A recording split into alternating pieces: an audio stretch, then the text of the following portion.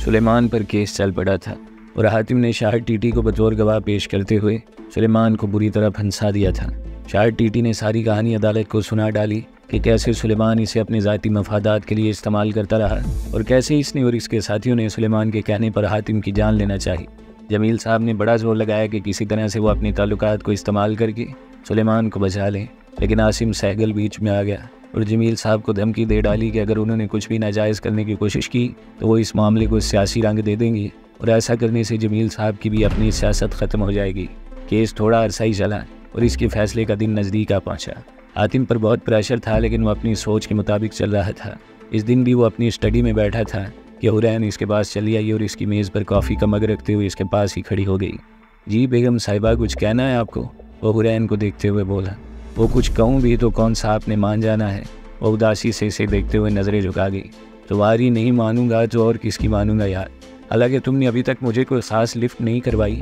और हुरैन को देखते हुए मायने खेज़ लहजे में बोला, जो इसकी बात का मतलब अच्छी तरह से समझ चुकी थी। हातिम, परेशानियाँ इतनी हैं, एक के बाद एक मसला, अब मेरी इसमें क्या गलती है? जब से शादी हुई है रोज़ाना कोई ना कोई मसला होता ही रहता है। हुरैन लाचारी से बोली तो वो इसकी शक्ल देखे गया जहाँ मासूमियत थी। अच्छा बोलो, क्या कहना है? वो नरमी से बोला। वो मैं चाहती हूँ वो सुलेमान को प्लीज़ जाने देना। मैंने इसे हर चीज़ के लिए माफ़ किया, आप भी इसे माफ़ कर दें। वो जैसा भी है भाई है वो मेरा। हुरैन बड़ी मुश्किल से बोल पाई थी जबकि वो इसे देखे ही जा रहा था।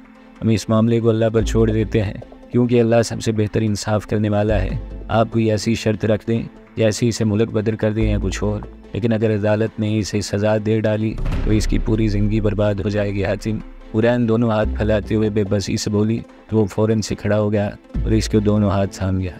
ना हुरो, ना ऐसे ना करो, तुम मेरे लिए क्या हो ये अब वक्त ही बताएगा और तुम्हारी बात मेरे लिए कितनी अहमियत रखती है ये मैं तो साबित न कर सका, लेकिन अब इसे भी वक्त पर ही छोड़ दो। वो इसे अपने साथ लगाते हुए बोला तो वो रो पड़ी। मैं इसी काबिल वो हातिम के मुझसे नफ़रत की जाए क्योंकि आप अपनी इतनी मोहब्बत मुझ पर निशावर करके मुझे शर्मिंदा करते हैं। एक खुशी का बल नहीं दे पाई मैं आपको और आप मेरी हर बात आंखें बंद करके मान जाते हैं। हुरैन के रोने में शिद्दत आती जा रही थी। ओहो प्लीज़ यार चुप तो करो, ऐसे मत करो यार। वो इसे चुप करवाने के जतन करने लगा। नहीं हातिम, मैं अच्छी बीवी नहीं हूँ और ये बात मैं जानती हूँ। आज भी मुझे अपने बाबा और अपने भाई की परवाह है। वो आंसू बहाए जा रही थी और इसके लिए इसे खामोश करवाना मुश्किल होता जा रहा था। ये मेरी मोहब्बत है हुरो, इसमें कमी का तो सवाल ही पैदा नहीं होता। एक ना एक दिन तुम्हें भी हो ही जाएगी। अभी मसला तुम्हारे भाई का है तो जाओ हुरो, मैंने इसे तुम्हारे लिए माफ़ किया। कल मैं अदालत में सुलहनामा दाखिल कर दूंगा और इस केस से हट जाऊंगा। वो इसे खुद से अलहदा करते हुए इसका चेहरा अपने दोनों हाथों में थाम कर बोला तो वो बेयकीनी की सी कैफियत में इसे देखे गई और फिर पूरी शिद्दत से इसके सीने में समा गई। ओ हातिम, आप सोच भी नहीं सकते कि आपने कितना बड़ा बोझ मेरे दिल से उतार दिया। आपका ये एहसान मैं सारी ज़िंदगी याद रखूँगा। वो भीगी आंखों से इसे देखते हुए बोली तो वो मुस्कुरा दिया। एहसान याद न रखो हुरो, बस मेरा जायज़ हक मुझे दे दो जो तुम पर उधार है। वो इसे देखते हुए शरारत से मुस्कुराया, लेकिन हुरैन जानती थी कि ये बात कहते हुए वो अंदर से कितना ज़ख्मी है, इसलिए खामोशी से सर झुका गई। मैं सिर्फ आपकी हूँ हातिम, आपका मुझ पर पूरा हक है और आपको मुझसे इजाज़त लेने की कोई ज़रूरत नहीं है। वो सर उठाकर इसकी आंखों में देखते हुए बोली तो वो खुले दिल से मुस्कुरा दिया। लगता है पुरानी मोहब्बत ने सर उठाना शुरू कर दिया है। वो शरारत से बोला तो हुरैन ने इसके सीने पर एक मुक्का जड़ दिया। पुरानी नहीं, मुझे आपसे हमेशा मोहब्बत थी और हमेशा रहेगी। हुरैन सच्चे लहजे में बोली तो आंखें बंद करते हुए अपनी कैफियत को छुपाने की कोशिश करने लगा। जमील साहब सर पकड़े बैठे हुए थे। इन्हें पूरी उम्मीद थी कि वो सुलेमान को बचा जाएंगे और इस सिलसिले में इनकी कोशिश भी खासी कामयाब रही थी जो वो हातिम को बनाने और इसका दिल साफ करने गए थे। लेकिन हातिम मंजूर किस बला का नाम है ये इन्हें पिछले कुछ दिनों में पता चला था, जब हर किसी ने इन्हें हातिम से दूर रहने का मशवरा दिया था। हातिम का असर रसूख हैवानों तक पहुंच गया था और वो अपनी आंखों से देख चुके थे कि कैसे आसिम सहगल और इसके जानने वाले दूसरे सियासतदान इसे सपोर्ट कर रहे थे। सब कुछ इनके हाथ से निकल चुका था और वो खाली हाथ बैठे आने वाले कल का इंतज़ार कर रहे थे कि इनका फ़ोन बजा। फ़ोन इनके वकील का था, इसलिए उन्होंने फ़ौरन कॉल अटेंड की। जमील साहब मुबारक हो, हातिम मंजूर ने सुलहनामा कोर्ट में दाखिल कर दिया है। अब बस कुछ दिनों की बात है और सुलेमान रिहा हो जाएगा। वकील ने इन्हें खुशी की नवीद सुनाई तो आंखें बंद करते हुए शुक्र अदा करने लगे। ये कैसे हो गया? वो तो किसी तरह नहीं मान रहा था। वो कांपती हुई आवाज़ में बोली, बस जी अल्लाह का करम हो गया, वरना हमारे हाथों में तो कुछ नहीं था। वकील साहब को इसे बोला तो वो फिर से अपनी आंखें बंद कर गए। फ़ोन कब का बंद हो चुका था लेकिन वो हनूस फ़ोन कानों से लगाए बैठे थे। एहसास इन्हें तब हुआ जब इनके आंसू इनके गालों को भिगोते हुए इनकी गर्दन पर रेंगने लगे। वो आंखें खोलते हुए मंसूरा बेगम को खुशखबरी सुनाने के लिए दौड़ी, जिनकी अपनी हालत खासी ख़राब हो चली थी। मंसूरा, कहाँ हो मंसूरा? देखो, हातिम ने सुलेमान को माफ़ कर दिया, अब हमारा बेटा रिहा हो जाएगा। वो मंसूरा बेगम के पास पहुँचते हुए बोले, जो जाए नमाज पर बैठी वजीफ़ों में मसरूफ़ थी।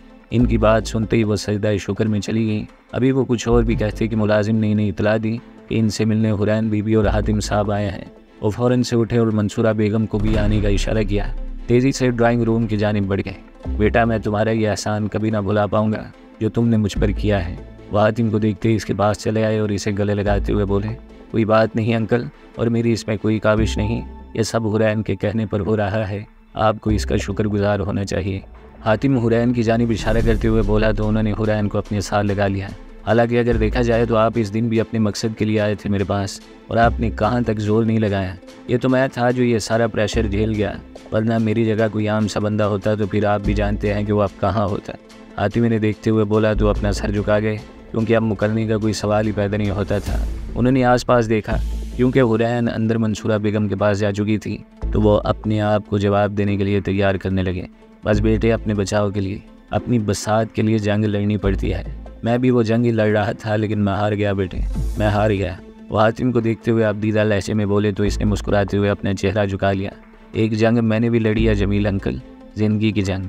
हातिम सर झुकाए हुए बोला तो इसे देखने लगे। परवेज़ साहब को जानते हैं आप, इनके सुपर स्टोर में मेडिकल सेक्शन का इफ्तिताह किया था आपने? हातिम सर उठाकर इन्हें देखते हुए बोला, हाँ याद आया, मैंने इफ्तिताह किया था सदर के इलाके में, मुझे याद है। वो मुस्कुराते हुए बोले, लेकिन तुम्हारे इस बात से क्या ताल्लुक? वो हातिम को देखते हुए उलझन से बोले, वहाँ आपकी मुलाकात एक लड़के से हुई थी जिसने बोर्ड में टॉप किया था। हातिम ने देखते हुए बोले, हाँ याद है, बड़ा मेहनती बच्चा था, अब तो पता नहीं कहाँ होगा, लेकिन मेरा दिल कहता है कि वो ज़रूर कामयाब हुआ होगा। जमील साहब की उलझन ख़त्म नहीं हो रही थी। दिल पर हाथ रखकर सच सच बताएं, जब आपको इस लड़के की कामयाबी का पता चला तो पहली बात आपके दिल में क्या आई थी? बहुत तकलीफ़ हुई थी बेटे, मेरी बेटी की तीसरी पोजीशन आई थी और मुझसे ये हज़म नहीं हो रहा था कि एक गरीब का बेटा जो कि एक स्टोर में मामूली सा मुलाजिम है, वो कैसे टॉप कर गया। और कुछ देर सोचने के बाद हारे हुए लहजे में बोले, क्योंकि जहाँ इतना सच इनके सामने आ रहा था तो एक सच और सही। जानते हैं, इस लड़के ने आपको अपना आइडियल बना लिया था और दिन रात आप ही के बारे में सोचता था। वो गरीब था और इन अमानों की सियासतों को नहीं समझता था, लेकिन आपने इसके साथ और बुरा किया, इसका दाखिला नहीं होने दिया, क्योंकि अंदर से आपको तकलीफ़ थी कि इस लड़के ने आपकी बेटी का नंबर क्यों काटा। क्या मैं गलत कह रहा हूँ? हातिम ने इन्हें देखते हुए काटदार लहजे में कहा तो वह हैरत से इसे देखने लगे। तुम ये सारी बातें कैसे जानते हो हातिम? वो इसे देखकर अजीब से लहजे में बोले, क्योंकि वो लड़का, वो डरा सहमा, वो कमज़ोर और लागर, वो एक गरीब की औलाद मैं ही था। जमील साहब, उस वक्त जो लड़का आपके सामने खड़ा था वो स्टोर में काम करने वाला हातिम था, और आज जो आपके सामने खड़ा है वो एक मशहूर इंडस्ट्रियलिस्ट हातिम मंजूर है। मैं जो भी हूँ अपने दम पर बना हूँ, ना मेरा बाप अमीर था और ना ही मेरे रिश्तेदार। हातिम ने देखते हुए पुरस्कार से अंदाज में मुस्कुरा उठा तो वह हैरत से इसे सर से पाँव तक देखने लगी। मेरी इस जंग में मुझे सबसे पहला सबक आपने ही सिखाया था, बाद में हुरैन ने, और मैं आप दोनों का तहे दिल से शुक्रगुजार हूँ, क्योंकि आज मैं जो कुछ भी हूँ सिर्फ आप दोनों की वजह से हूँ। वो इनके हाथ थाम कर बोला तो इनके मुंह से एक लफ्ज़ बरामद न हुआ। हम जैसे लोगों को बनाने वाले आप जैसे लोग ये होते हैं, फिर जब हम गले में फंस जाते हैं तो आप लोगों से निगला नहीं जाता।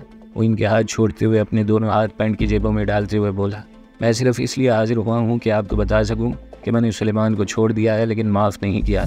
इसके लिए बेहतर होगा कि वो इस मुल्क से ही चला जाए, क्योंकि अब अगर इसकी तरफ से कोई पेशरफ्त हुई तो मैं किसी चीज़ की गारंटी नहीं दूंगा।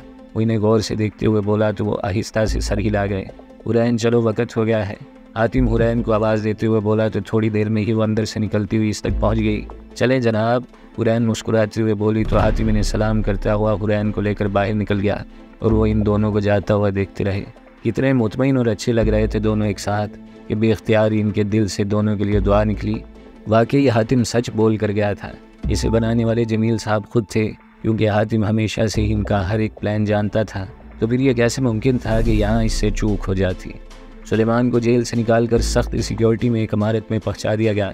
वो हैरान था कि ये सब इसके साथ क्या हो रहा है। दिल में डर भी था कि कहीं इसे अंदरूने खाना मरवा ही न दिया जाए, क्योंकि पिछले कुछ दिनों में इसने बहुत कुछ देख लिया था और वो जान गया था कि हातिम मंजूर से लड़ना अब इसके बस की बात नहीं रही।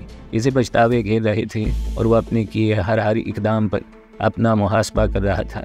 एक कमरे में इसे छोड़कर लाने वाले जैसे ही खामोशी से आए थे वैसे ही चले गए और वो बैठा छत और दीवारों को देखता रह गया। क्या हाल है सुलेमान खाकवानी साहब, कोई तकलीफ़ तो नहीं हुई यहाँ आने में? इसे अपने पीछे से आवाज़ आई जो इसने चौंक कर गर्दन घुमाई जहाँ हातिम मंजूर खड़ा इसे देख रहा था। इसकी हालत ऐसी थी कि वो कुछ भी ना बोल पाया। हातिम चलता हुआ इसके सामने आ गया और इसके सामने बड़ी कुर्सी संभालते हुए बैठ गया। बड़ी प्लानिंग भी की कि तुम्हें निशान इबरत बनाकर छोड़ूंगा, लेकिन वो क्या है ना, तुम्हारी बहन तुमसे बहुत प्यार करती है। अब तुम मानो या न मानो कि इसने मेरा उठना बैठना ही हराम कर दिया था। हर वक्त एक ही रेट कि मेरे भाई को छोड़ दें, इसे जाने दें। यहाँ तक कि इसने तुम्हारी गारंटी भी ले ली कि आइंदा तुम कुछ भी नहीं करोगे। अब तुम ही बताओ कि मैं इसकी बात को कैसे टाल सकता था। हातिम अबरू उचकाते हुए बोला तो इसके गले में गिल्टी उबर कर डूब गई। तुम मुझे माफ़ कर दो हातिम, मैं वादा करता हूँ कि आज के बाद तुम्हारे रास्ते में कभी नहीं आऊँगा। मैं ये मुल्क ही छोड़ कर चला जाऊँगा, बस एक बार मुझे माफ़ कर दो यार। वो टूटे हुए लहजे में बोला, जो कुछ इसके साथ हो चुका था इसका टूटना बनता ही था। सारी दौलत गई, फैक्ट्री गई, इसकी अपनी इसके मुखालिफ हो चुके थे। कुछ भी तो नहीं था इसके पास, एक ज़िंदगी थी और वो भी अब हाथों से सिरकने लगी थी। वो सब तो ठीक है, लेकिन मुझे कैसे पता चलेगा कि तुम सच बोल रहे हो? आई मीन, अब तक जो कुछ होता आया है तुमने हमेशा मेरी पीठ पर ही वार किया है। हातिम ने हकीकत बयान की तो इसे अपने माथे पर पसीने की बूंदें महसूस हुई। मैं क्या ऐसा करूं कि तुम्हें यकीन आ जाए कि मैं जो भी कह रहा हूं सच कह रहा हूं? वो फ़ौरन से बोला तो हातिम मुस्कुराने लगा। देखो सुलेमान, मैंने तुमसे अब तक कोई ऐसी बात नहीं की जिससे यह साबित हो कि मैं तुम्हारा दुश्मन हूँ। बाहर हमेशा तुम्हारी जानिब से ये होता आया है और तुम्हें अब तक समझ आ जानी चाहिए कि मारने वाले से बचाने वाला कहीं ज़्यादा ताकतवर होता है। फिर भी तुम बाज ना आए और आज ये दिन देख रहे हो कि मैं तुम्हें एक और मौका देना चाहता हूँ, जो कि बनता ही नहीं है, लेकिन फिर भी जाओ, दिया तुम्हें ये मौका। तुम्हें तुम्हारी फैक्ट्री वापस मिल जाएगी, पैसा भी मिल जाएगा और तुम बाइज़्ज़त बरी भी हो जाओगे, लेकिन मुझे मुतमईन करो कि तुम अपने काम से काम रखोगे। हातिम बाल इसके कोट में डालते हुए बोला, तुम हर तरह से तसल्ली कर लो, बेशक मुझे कुछ भी ना दो, लेकिन प्लीज़ मुझे यहाँ से बाहर निकाल दो। मैं यहाँ मर जाऊँगा यार, ये जेल बहुत बुरी जगह है। वो कमज़ोर से लहजे में बोला तो हातिम खड़ा हो गया। तो फिर डील हुई, सब कुछ प्लस तुम्हारी आज़ादी। बदले में तुम अपने अज़ाइम से बाज आ जाओ और जैसे एक शरीफ आदमी ज़िंदगी गुजारता है तुम भी वैसे ही ज़िंदगी गुजारोगे। आज नहीं तो कल ये सब वैसे भी तुम्हारा हो ही जाना है, तो क्यों अपने बूढ़े बाप को इस उम्र में जलील कर रहे हो? समझदार हो तुम, तो अब ये वक्त है कि मेरी बात को समझो। हातिम पेंट की जेबों में हाथ डालते हुए बोला तो वो बिल्कुल ही टूट गया और इसकी आंखों से पानी निकल पड़ा। यार मैंने क्या नहीं किया तुम्हें हराने के लिए, यहाँ तक कि तुम्हारी जान भी लेना चाहिए, लेकिन तुम मुझे हर बार ही बख्शते आए। तुम सही मर्द हो हातिम, इससे ज़्यादा मैं कुछ नहीं कह सकता। वो नज़रें झुकाते हुए बोला तो हातिम इसका कांधा थपथपाते हुए बाहर जाने वाले रास्ते पर हो गया। कल तुम अदालत से बाइज़्ज़त बरी हो जाओगे। तुम पर लगा हर एक इल्ज़ाम सिर्फ इल्ज़ाम ही रह जाएगा, जिसका अदालत के पास कोई सबूत नहीं होगा। मैं इस केस से हट रहा हूँ और अदालत में सुलहनामा भी मैंने जमा करवा दिया है। Welcome to new life Suleman, Hatim मुड़ते हुए बोला और इससे पहले कि वो कोई जवाब देता हातिम दरवाज़ा खोलते हुए तेज़ी से बाहर निकल गया और वो वहीं बैठा ही सो जाने वाली अनहोनी को सोचता ही रह गया। थोड़ी देर बाद वही बंदे दोबारा अंदर आए और इसे उठाते हुए इसी रास्ते पर हो लिए जिस रास्ते से वो यहाँ पहुँचा था। जमील खाकवानी का घर बकाए नूर बना हुआ था। आज उन्होंने सुलेमान के बाइज़्ज़त बरी हो जाने की खुशी में पार्टी रखी हुई थी और शहर भर की उमरा और मशहूर शख्सियात को मदऊ कर रखा था। हुरैन भी अपने इस घर के बड़े से लॉन में तितली बनी फिर रही थी और मेहमानों को खुशामदीद कह रही थी। काली और गोल्डन इम्तजाज की साड़ी पर बड़ा सा जोड़ा बनाए, पैरों में ऊंचे हील की गोल्डन सैंडल पहने और नक्सक सी तैयार हुई बहुत ही हसीन लग रही थी। इसे ऐसी ही एक शाम याद आ रही थी जब इसने बोर्ड में तीसरी पोजीशन ली थी और ऐसी एक महफिल चल रही थी। तब भी वो ऐसे ही तितली बनी लोगों से मिल रही थी। बस फ़र्क सिर्फ इतना था कि तब वो नहीं जानती थी कि बोर्ड में पहली पोजीशन किसने लिया है, और इस बात ने इसे अच्छी खासी टेंशन में मुब्तला कर रखा था, जबकि आज इसे अच्छी तरह मालूम था कि इस वक्त बोर्ड में टॉप किसने किया था, और वो कोई और नहीं बल्कि इसका हातिम था, जो इसकी ज़िंदगी का सबसे खूबसूरत इनाम था। और यही वजह थी कि आज इसके दिल पर कोई बोझ नहीं था। अरे बेटा, ये हातिम मियाँ किधर रह गए? लोग मुझसे पूछ रहे हैं, मैं तो इन्हें क्या जवाब दूँ? जमील साहब इसके पास चले आए और इसे अपने साथ लगाते हुए हातिम के मुतालिक पूछने लगे। उन्होंने कहा था कि वो 8 बजे तक पहुँच जाएंगे, रुके मैं इन्हें कॉल करती हूँ। वो मोबाइल पर नंबर डायल करते हुए बोली तो जमील साहब मुस्कुरा कर इसे देखते हुए आगे निकल गए। कहाँ हैं आप? कभी तो वक्त पर पहुँच जाया करें। आपने तो कसम खाई हुई है कि हमेशा ही मुझे शर्मिंदा करवाना है या करना है। कॉल मिलते ही वो तनकते हुए बोली तो हातिम का एक जानदार कहका फ़ोन के स्पीकर से बरामद हुआ और इसने आंखें मीचते हुए फ़ोन को कान से ज़रा दूर हटा दिया। एक तो आप और आपकी ये कहके, कोई वजह भी होनी चाहिए। यूँ मुँह फाड़ कर हंसने की वो जिद छोड़ते हुए बोली, यार मैं तो एक जगह फंसा हुआ हूँ, नहीं आ पाऊँगा, तुम मैनेज कर लो ना यार। हातिम परेशानी से बोला तो इसके पैरों थले ज़मीन निकल गई, एक कदरे सुनसान से कोने में चली आई। हातिम मत करो प्लीज़, वरना याद रखना कि अब की बार मैं तुम्हें छोड़ने वाली नहीं हूँ। वो हाल करूँगी तुम्हारा कि तुम याद करोगे। और अचानक ही आपसे तुम पर उतर आई थी। हाय मैं सदके, वैसे तुम्हारे मुंह से तुम ज़्यादा सूट करता है, अपना अपना सा अलग लगता है। हातिम की हंसी में कोई कमी नहीं आई थी। वो फातिम मैं आखिरी बार कह रही हूँ, वरना। इसने अपनी बात अधूरी छोड़ दी। वरना क्या मेरी हुरो? इसे हातिम की आवाज़ स्पीकर से ज़्यादा कान के करीब से सुनाई दी, तो इसने उलझन से पहले मोबाइल फ़ोन को और फिर पीछे मुड़ते हुए देखा तो हातिम को अपने पीछे खड़ा पाया। मेरी बेगम मुझे कोई बात कहे और मैं ना मानूं, ऐसा हो ही नहीं सकता। हातिम कबरनिश बजा लाते हुए बोला तो वो अजीब सी गई। वो मैं, आप नहीं बदलेंगे, वो फ़ोन बंद करते हुए बोली तो वह हंस दिया। आप नहीं तुम, मैंने कहा ना, बहुत अपना अपना सा लगता है। वो अभी तक आप और तुम पर ही अड़ा हुआ था। जल्दी चलें, बाबा बुला रहे हैं, उन्होंने ही आपको फ़ोन करने के लिए बोला था। वो बात बदलते हुए बोली, लेडीज़ फर्स्ट। हातिम झुककर इसे इशारा करते हुए बोला तो एक शाने बेनियाजी से इसके आगे हो ली और वो इसके पीछे चलने लगा। और फिर वो दोनों लोगों के झुरमट में घिर से गए। हर आंख इन्हीं पर ठहरी हुई थी और लोग इन्हें रश्क भरी नज़रों से देख रहे थे। खाना खाने के बाद वो एक कोने में खड़ी कहवा पी रही थी कि सुलेमान इसके पास चला आया। मेरी बहन ने मुझे माफ़ तो कर दिया ना? वो इसका हाथ थामते हुए बोला। जी भाई कर दिया। बहनें भला भाइयों से कब नाराज़ रहती हैं? वो मुस्कुराते हुए बोली तो सुलेमान ने इसे अपने साथ लगा लिया। मैं इस काबिल तो नहीं हूँ, लेकिन तुमने छोटी होते हुए भी बड़ाई का सबूत दिया, तुम्हारा ये एहसान रहा मुझ पर। वो इसका हाथ थामते हुए इसलिए लॉन में चहलकदमी करने लगा। अब आप भी शादी कर लो भाई, वरना कहीं आपकी उम्र ही ना गुजर जाए। वो सुलेमान को छेड़ते हुए बोली तो वह हंस दिया।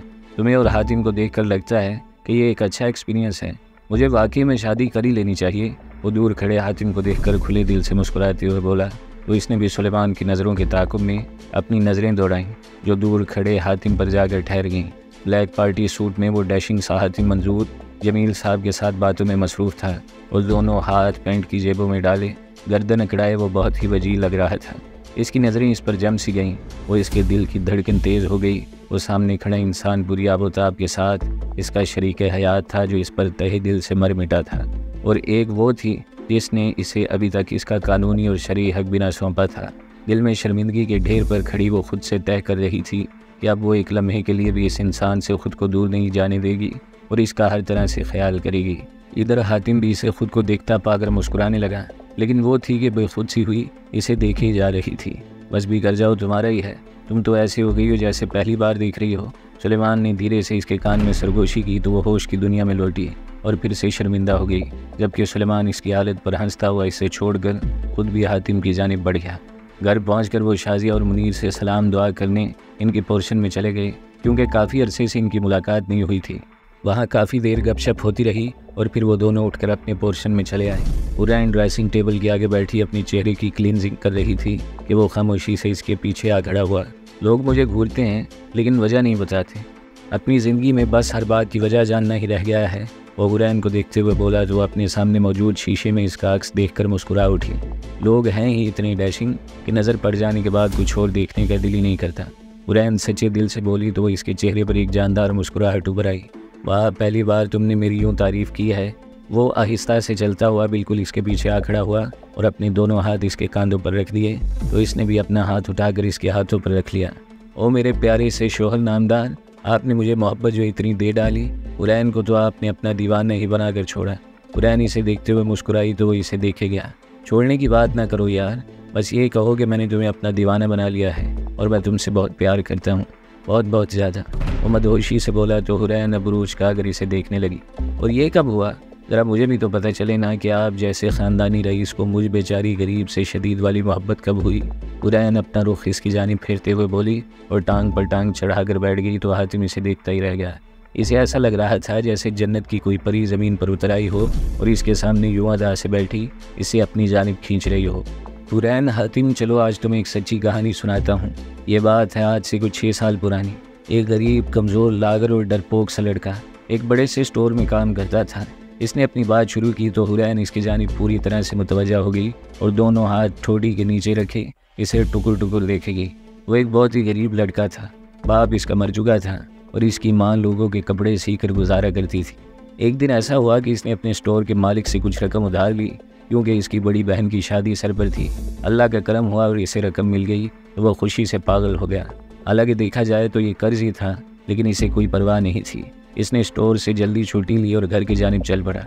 मौसम अबरालूद था और बारिश बरसने के लिए तैयार थी। अभी वो थोड़ा ही रास्ता तय कर पाया था कि बारिश शुरू हो गई और वो घर पहुंचने की जल्दी में और तेज़ी से चलना शुरू हो गया और शॉर्टकट रास्ते पर हो लिया, जो था तो कदरे सुनसान लेकिन घर जल्दी पहुंचा देता था। वो एक लम्हे के लिए रुका तो हुरैन बेचैनी से पहलू बदल कर रह गई। इसके अंदाजे बयान में वो खोश ही गई थी और नहीं चाहती थी कि वो खामोश हो। वो अपनी धुन में तेज़ी से चला जा रहा था कि न जाने कहाँ से दो नकाबपोश डाकू आए और इसका रास्ता रोक लिया। वो अभी हैरान ही हो रहा था कि उन्होंने गन पॉइंट पर इससे रकम और दीगर चीज़ों का मुतालबा कर डाला। वो बहुत डर गया था और असला देखकर तो इसकी जान ही निकल गई। इसने फ़ौरन से इनको अपनी जेब में मौजूद चंद 100 की रकम निकाल कर दे दी, लेकिन वो होशियार थे। उन्होंने इसकी तलाशी ली और बाकी की रकम भी बरामद कर ली जो इसने अपने मालिक से उधार ली थी। वो इनकी मिन्नत करता रह गया, लेकिन उन्होंने इसकी एक ना सुनी और इसे धुतकारते हुए वहाँ से चले गए। वो फिर एक लम्हे के लिए चुप हुआ तो हुरैन इसे हैरत से देखने लगी, क्योंकि इसे कुछ समझ में आ रहा था, लेकिन बोली कुछ नहीं। इसने पास पड़े पानी के जग की तरफ हाथ बढ़ाया तो हुरैन ने फ़ौरन से इसे गिलास में पानी डाल कर दिया, जो वो एक ही सांस में खाली कर गया। तो वो लड़का, वो कमज़ोर और डरा सहमा लड़का, वहीं सड़क पर बैठता चला गया और काफ़ी अफसोस मिलने लगा। एहसास इसे तब हुआ जब एक गाड़ी इसके पास आकर रुकी। गालबन सफ़ेद रंग की होंडा कार थी और अंदर एक बहुत ही खूबसूरत सी लड़की बैठी हुई थी, बिल्कुल अकेली, बेखौफ और बेहद हसीन। इस लड़की ने ना सिर्फ इसे अपनी गाड़ी में बिठाया बल्कि इससे सारा माजरा भी दरियाफ्त किया। वो बोलता चला जा रहा था और हुरैन होंक बनी गुमसुम सी इसे देखे जा रही थी। इस लड़की ने अपनी सफाई में बहुत कुछ कहने की कोशिश की, लेकिन वो लड़की किसी तौर मानने के लिए तैयार न थी। वो मुसलसल एक ही बात कह रही थी कि वो लड़का बुज़दिल है और कम अज़ कम इसे अपने हक़ के लिए तो लड़ना चाहिए था। इस लड़की के दोनों हाथों पर लगी मेहंदी इस लड़के को मदहोश कर रही थी और अपने पैसों की फिक्र छोड़कर वो इस लड़की के हुस्न में पागल होने लगा था। वो ऐसा बिल्कुल भी नहीं था, क्योंकि जालिम ज़िंदगी ने इसे कभी इतनी फुर्सत ही नहीं दी थी कि वो किसी सिनफ़ नाजुक के बारे में सोच पाता। लेकिन वो यहाँ से बेखुद हो रहा था और इसकी आवाज़ और इसके हुस्न में खोता जा रहा था। हालांकि वो लड़की उस वक़्त उसे मर्द बनने का ताना दे रही थी। बात यहीं तक न रही और वह लड़की इसे बताए बगैर अपने साथ करीबी ATM तक ले गई और 50,000 की रकम निकाल कर इसके हाथ पर रख दी। वो लड़का लेना नहीं चाह रहा था, लेकिन इस लड़की ने ज़बरदस्ती रकम इसे पकड़ाई और इसे लिताड़ते हुए बोली कि इसके पास फालतू टाइम नहीं है, इसलिए वो लड़का ड्रामे न करे और रकम रख ले। फिर वो इसके बताए हुए रास्ते पर इसे इसकी गली तक उतार कर गई और जाते वक्त ये भी जता गई कि अगर वो इसे कभी मिल गई तो वो रकम वापस कर सकता है। इतनी अच्छी सूरत रखने के साथ इसका ज़रफ़ भी इतना ही बड़ा था, लेकिन जो बात इस लड़की की इस लड़के के दिल में खूब सी गई वो ये थी कि आजकल के दौर में वही कामयाब है जो मर्द है। बस इस दिन से इस लड़के ने, इस कमज़ोर और लागर से लड़के ने तहैया कर लिया कि चाहे कुछ भी हो जाए वो मर्द बन कर ही जिएगा। वो लड़की इसे दोबारा भी मिली, लेकिन शायद पहचान ना पाई और फिर वो अक्सर इससे मिलने लगी। यहाँ तक कि इस लड़के की इस लड़की से पहले दोस्ती और फिर शादी भी हो गई और वो चाहता तो इसका उधार चुका भी सकता था, लेकिन इस उधार का क्या करता जिसने इसकी ज़िंदगी बदल डाली थी। मैं ये उधार कभी नहीं चुकाऊँगा हुरो, क्योंकि अगर चुका दिया तो वो उधार नहीं रहेगा। तुमने मेरी पूरी ज़िंदगी बदल डाली हुरो और ये तुम्हारा वो एहसान है जिसकी कीमत मैं चाह कर भी अदा नहीं कर सकता। मुझे तुमसे तभी इश्क हो गया था जब मैंने तुम्हें पहली मर्तबा देखा था। तुमने तो नेकी करके दरिया में डाल दी थी, लेकिन मैं कब एक छोटे से नाले से दरिया और फिर समंदर बना ये सिर्फ मैं ही जानता हूँ, क्योंकि ये सिर्फ तुम्हारी मोहब्बत थी जो मैं ये सब कर पाया। मैं तुम पर तब से मरता हूँ हुरो जब से तुम मेरी ज़िंदगी में आई हो। तुम मेरी पहली मोहब्बत और आखिरी भी। वो अपनी बात मुकम्मल करके इसे देखने लगा जो अपने होशो हवास में नहीं थी। तुम वो लड़के हो वही वाले? हुरैन अटक अटक कर बोली तो मुस्कुराने लगा। बिल्कुल वही वाला। अब तो पता लग गया ना कि मैं कोई ख़ानदानी रईस नहीं हूँ। वो पूरी इसरार से मुस्कुराहट होंठों पर सजा कर बोला तो हुरैन की हालत ख़राब हो गई। और तुमने मुझे कभी नहीं बताया। हालांकि मैंने तुमसे कई बार पूछा, हुरैन कांपती हुई आवाज़ में बोली। मैंने कहा था ना हर बात अपने वक्त पर ही अच्छी लगती है, तो समझ जाओ कि इस बात का सही वक्त अभी था। वो इसके हाथों को अपने हाथों में थामते हुए बोला तो वो बेख्तियार ही इसके सीने से लग गई। ओ हातिम तुम क्या हो, मेरे लिए तुमने ये सब किया सिर्फ मेरे कहने पर?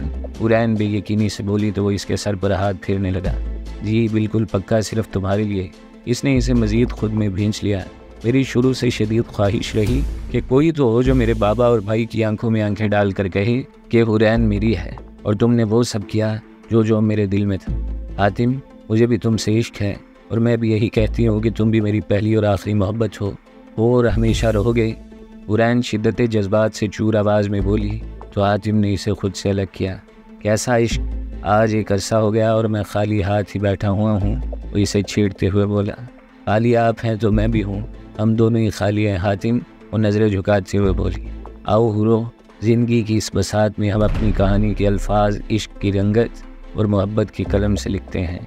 आओ आज हम अपनी ज़िंदगी को वैसे जीते हैं जैसा हमने तसव्वुर किया था, क्योंकि ये तुम में जो दो नुक्ते हैं, एक तुम हो और एक हम हैं। अपनी बात मुकम्मल करते हुए वो हुरैन को फिर से सीने में छुपा गया और हुरैन ने भी सारी इख्तियारात इसे सौंपते हुए अपनी आंखें बंद कर ली थीं।